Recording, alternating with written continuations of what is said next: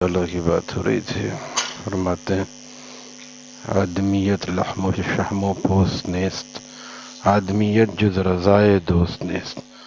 آدمیت صرف گوشت اور چمڑے اور چربی کا نام نہیں ہے، آدمیت سوائے اللہ کی دوستی کے اور کچھ نہیں۔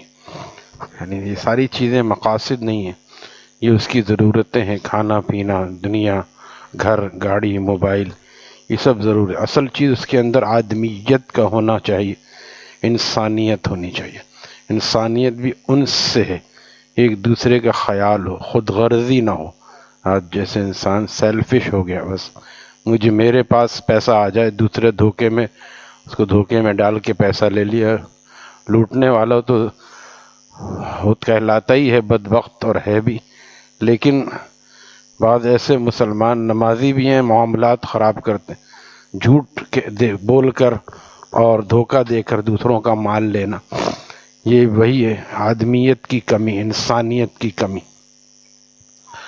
تو فرماتے ہیں آدمی را آدمیت لازم است، آدمی را آدمیت لازم است، عود را اگر بو نہ باشد ہیزم است۔ آدمی کے لیے آدمیت لازم ہے، عود کی لکڑی میں اگر خوشبو نہیں ہے تو ہیزم کہتے ہیں جلانے والی لکڑی کو۔ عود کی لکڑی، مجھے سعودی عرب کے دوستوں نے بتایا، وہاں وہ خوشبو کا کاروبار کرتے ہیں، اتنی مہنگی وہ لکڑی بکتی ہے کہ ہزاروں روپے کلو میں، وہ ہزاروں ڈالر، ہزاروں ریال میں، اور پھر اس کو لے کے وہ لوگ جو خوشبو بناتے ہیں وہ بھی ہزاروں ریال میں ہوتی ہے، تھوڑی سی خوشبو۔ عود کا عطر مشہور ہے، لیکن جب اس میں خوشبو ہے، جب خوشبو نہیں ہے تو وہ عام سی وہ ٹال میں بکنے والی لکڑی ہے، جو کہ 10 کلو 20 کلو بکتی ہے، جو پہلے زمانے میں لیتے تھے۔ اب اسی زمانے کی طرف لوٹ رہے ہیں، پھر لکڑی پہ آ گئے بہت سے لوگ، گیس نہیں آ رہی لہذا لکڑی جلانے پہ آ گئے۔ تو وہ لکڑی کتنے کیا کلو، اب بھی شاید اس زمانے میں 10-20 روپے کلو، اب شاید 100 روپے کلو، لیکن وہ جو ہے ہزاروں روپے۔ تو فرق یہ کہ اس کے اندر خوشبو ایسی ہے کہ اس کو ممتاز کرتی۔ تو آدمی میں بھی ایسی خوشبو ہونی چاہیے جو آدم علیہ السلام کا پیروکار ہو، اس کو اور آدمیوں سے ممتاز کرے، یعنی جانوروں سے۔ جیسے میں نے عرض کیا، جانور کا مطلب بھی جان والا، حس رکھنے والا، اور حیوان کا مطلب بھی حیات رکھنے والا۔ لیکن انسان جو معاشرتی جانور ہے، اس کی وجہ یہ کہ معاشرے میں ایک دوسرے کے ساتھ مل جل کے رہتا ہے۔ اگر یہ خود غرض ہو جائے تو معاشرے کی صورت بگڑ جاتی۔ یہی وجہ ہے کہ اس کو ایک دوسرے کا خیال رکھنا چاہیے، اور اسی لیے یؤثرون علی انفسہم، اور یہ دوسرے کو ترجیح دیتے ہیں، دوسرے کی اچھائی کو ترجیح دیتے ہیں اپنے۔ وَيُؤْثِرُونَ عَلَىٰ أَنفُسِهِمْ وَلَوْ كَانَ بِهِمْ خَصَاصَةٌ۔ یہ انسانیت کا سبق صحابہ نے دیا کہ خود بھوکے رہ کر دوسروں کو کھلانا، خود تکلیف اٹھا کر دوسروں کو راحت پہنچانا، یہ اصل انسانیت کا سبق تھا۔ لیکن آج ہم کہاں چلے گئے کہ صرف بس یہ چیز مغرب سے آئی ہے۔ مغرب بڑا انسانیت کا درس دیتا ہے، اور آج آپ دیکھیں کہ بالکل خاموش ہے، بچوں کی شہادت اور عورتوں کی شہادت اور ظلم، بے پایہ ظلم کے باوجود وہ خاموش۔ اس کے انسانیت کا درس اپنی غرض تک محدود ہے کہ بس جہاں تک اس کو تکلیف نہ پہنچے وہ صحیح ہے، جہاں اس کو تکلیف پہنچتی وہیں انسانیت ختم ہوتی ہے۔ باقی اس ساری انسانیت کو مٹا بھی دے تو بھی اس کو انسانیت کا نام دیا جاتا ہے، یہ ضروری تھا انسانیت کے لیے۔ لہذا یہ مغرب کی انسانیت الگ ہے، اور اللہ تعالیٰ کی بتائی ہوئی انسانیت یہ ہے۔ صحابہ نے بھی جہاد کیا، لیکن کبھی صحابہ نے نہ لڑنے والوں کو اور بوڑھوں کو، بچوں کو کبھی قتل نہیں کیا، اور آپ نے فرمایا کہ فصلوں کو آگ مت لگاؤ اور ان کو ایسا نقصان مت پہنچاؤ۔ لہذا ان کے لڑنے والوں کو قید بھی کیا، اور ان سے جزیہ بھی لیا، یہ سب کچھ کیا، لیکن نہ لڑنے والوں پر کوئی جنگ مسلط نہیں کی۔ لیکن مغرب کا کوئی قانون نہیں ہے، ہوس ہے اور چودراہٹ ہے، یہ فرق ہے اسلامی قانون میں۔ حضرت معاویہ رضی اللہ تعالی عنہ فتح کرتے ہوئے جا رہے ہیں، شیخ الاسلام مفتی تقی صاحب نے بات لکھی ہے، اور وہ وقت کون سا ہے کہ ایسا ہوا کہ بعض دفعہ جنگ بندی جیسے ہو جاتی ہے، دو ملکوں کے درمیان مصالحت، تو رومیوں سے حضرت معاویہ کی مسلمان حکومت کی یہ چل رہی تھی، یہ مذاکرات ہو گئے تھے طے کہ اب ہم 1 سال تک یا 2 سال تک ہم جنگ نہیں کریں گے۔ تو جیسے ہی وہ مدت ختم ہو رہی تھی، جیسے کہ رات کے 12 بجے جو شمسی اعتبار سے ہوتا ہے، حضرت معاویہ نے وہاں پر اپنی فوجیں لگا دی، پہلے سے لگا دی۔ اس زمانے میں ریڈار، موبائل، کوئی چیز ایسے نظام نہیں ہوتا تھا، بس تھوڑے بہت جاسوس ہوتے تھے، ان کو بھی قابو میں رکھ کے وہاں تک فوجیں پہنچا دی۔ اور جیسے ہی وہ وقت ختم ہوا، اب معاہدہ تو ختم ہو گیا، معاہدے کا وقت ختم ہو گیا، 12 سے 1 بج گیا، دن تبدیل ہو گیا، اور لہذا اب انہوں نے چڑھائی شروع کر دی، کیونکہ وہ بے خبر تھے، وہ بالکل ہارنے لگے، اور وہ بالکل ان کو پتہ نہیں تھا، لہذا وہ شکست خوردہ ہونے لگے اور آگے بڑھ رہے تھے حضرت معاویہ۔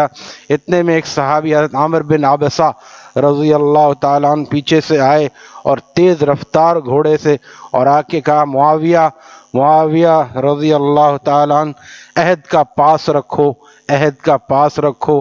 میں نے نبی علیہ السلام سے سنا ہے کہ جب کسی قوم سے معاہدہ ہو اور جب تک اس کو اطلاع نہ کی جائے اس پر حملہ نہ کیا جائے۔ یہ ختم کر کے کہ معاہدہ ختم ہو رہا ہے، اب اس سے آزاد، ہم لڑائی کریں گے اگر تم نے کوئی ایسی غلطی کی، یا ہم جب بھی چاہیں گے لڑائی کر سکتے ہیں، کیونکہ معاہدہ ختم ہو، اطلاع کرو اس سے پہلے تو انہوں نے، حضرت معاویہ نے کچھ ان کو ڈانٹا نہیں، کچھ نہیں کہا، بلکہ فرمایا، عرض کیا کہ کیا آپ نے خود سنا ہے؟ فرمایا انہوں نے کہ ہاں میں نے خود سنا ہے نبی علیہ السلام کا یہ ارشاد۔ حضرت معاویہ نے ساری فوج، سارے صحابہ کو واپس بلایا، سارا مال غنیمت وہیں چھوڑا اور واپس اپنے علاقے میں آ گئے۔ مسلمان اللہ کی رضا کے لیے لڑتا ہے، مال کے لیے نہیں لڑتا، ورنہ کتنی تعویلات کی جا سکتی کہ ہم کوئی غلط تھوڑی کام کر رہے ہیں، ہم تو اسلامی مملکت کی بقا کے لیے کر رہے ہیں اور کافروں کو نقصان پہنچایا جا رہا ہے۔ لیکن نہیں، جہاں پہ نبی علیہ السلام نے منع کر دیا وہاں پہ مسلمان رک گئے۔ مسلمان تیل پہ قبضہ کرنے کے لیے نہیں لڑتے تھے، مسلمان اعلاء کلمت الحق کے لیے لڑتے۔ لہذا مسلمانوں کو اس پر قیاس نہیں کیا جا سکتا کہ آپ نے بھی اپنے دور میں کیا ہے، اپنے دور میں کیا کیا ہے کہ آپ ہماری طرح ہو جائیں، آپ ہی میں سے ہم امیر مقرر کریں گے، ہم آگے جائیں گے، ہمارا اور کوئی کام نہیں، ہمارا کام صرف زمین پر اللہ کی حاکمیت کو نافذ کرنا ہے، کہ زمین پر سب۔ آپ نے فرمایا مجھے یہ حکم ہے کہ ان اقاتلوا، میں قتال کروں، میں جہاد کروں اس وقت تک کہ لوگ اللہ کی وحدانیت پر ایمان لے آئیں، لا الہ الا اللہ پر ایمان لے آئیں۔ یہ اللہ تعالیٰ کا حکم اللہ کے نبی کو تھا، لہذا یہ مقصد تھا۔ اور آج کا مقصد کیا ہے؟ دنیا پر چودراہٹ قائم کرنا اور آدمیت اور انسانیت کی دھجیاں بکھیرنا۔ لہذا فرماتے ہیں آدمی را آدمیت لازم است، عود را اگر بو نہ باشد ہیزم است۔ عود کے اندر اگر خوشبو نہیں ہے لکڑی میں تو جلا دینے والی لکڑی ہے۔ اسی لیے آج آدمیت کی قدر نہیں ہے، کہ آدمی کی قدر اس لیے نہیں ہے کہ آدمیت اس کے اندر سے نکل گئی، آدمی کی قدر اس لیے ختم ہو گئی۔ اور فرماتے ہیں کہ آدمی را آدمیت لازم است، اور فرماتے ہیں کہ احمد و بو جہل ہم یکساں شدے، گر بصورت آدمی یکساں بدے۔ اگر صرف چہرے سے، ناک، آنکھ، کان سے آدمی ہوتا ہے، گر بصورت آدمی انسان بدے، ہم احمد و بو جہل ہم یکساں شدے۔